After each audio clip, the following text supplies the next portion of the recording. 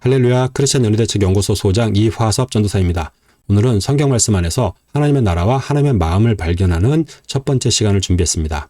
그 중요한 첫 번째 질문, 하나님의 나라가 도대체 무엇인가요? 라고 하는 질문입니다. 제가 성경적 성연애 결혼 가정관 교육을 할 때마다 하나님의 나라를 무척 많이 강조합니다. 그럴 때마다 또 한 질문이 나옵니다. 하나님의 나라가 도대체 무엇이냐고요?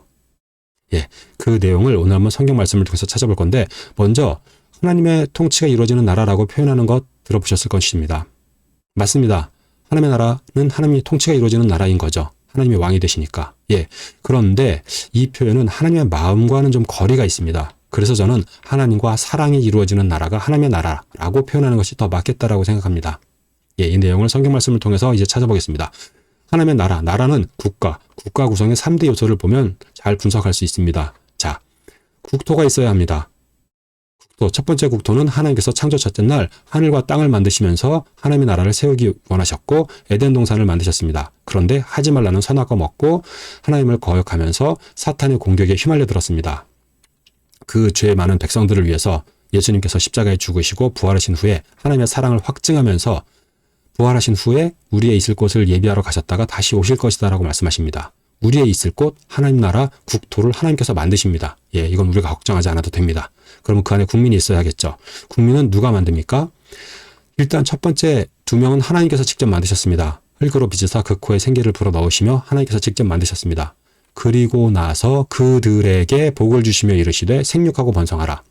생육하고 번성하라는 성교육을 할 때 많이 인용하는 구절인데, 이건 그냥 자식을 낳는 기쁨, 자식이 많아지는 그 축복의 차원이 아닙니다. 하나님께서 하나님 나라의 백성을 만드시는 방법으로 설계하신 것입니다.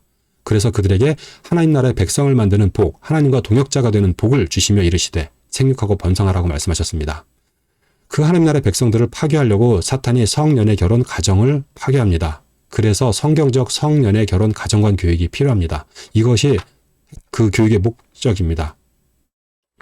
자, 주권은 유일하신 하나님께 있습니다. 창조하시고 주관하시고 심판하시는데 하나님께 주권이 있는 거 당연하죠.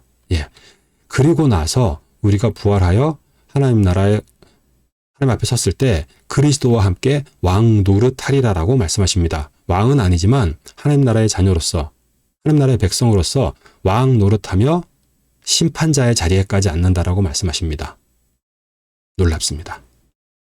그럴 때 하나님은 왜 하나님의 나라를 만드셨나요? 그 목적, 통치 방법이 무엇인가요? 하나님은 사랑이시라. 바로 여기에 정말 귀한 핵심 진리가 있습니다. 아멘. 이상 크리스천 연희대책 연구소 소장 이화섭 전도사입니다. 감사합니다.